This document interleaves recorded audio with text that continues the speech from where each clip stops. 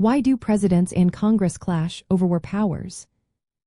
Imagine a nation where the decision to go to war is a shared responsibility, yet often sparks intense debate.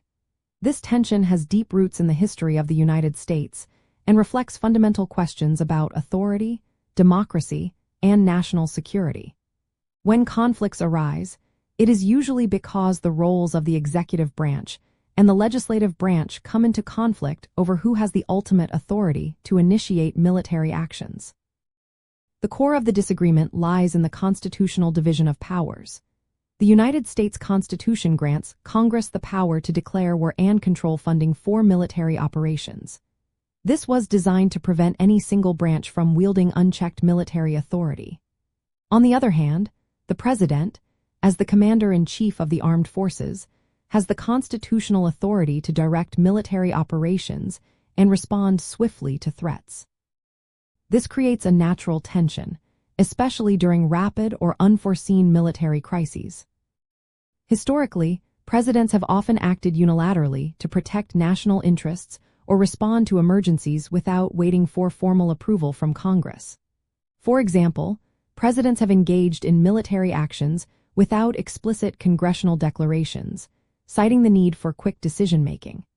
These actions sometimes lead to conflicts with Congress, which argues that such moves bypass the constitutional process of declaring war. Congress has responded by passing laws to assert its authority over military engagements. The most notable example is the War Powers Resolution of 1973, which was intended to limit the president's ability to commit troops without congressional approval. The resolution requires the president to notify Congress within 48 hours of deploying armed forces and limits the duration of military actions without congressional consent.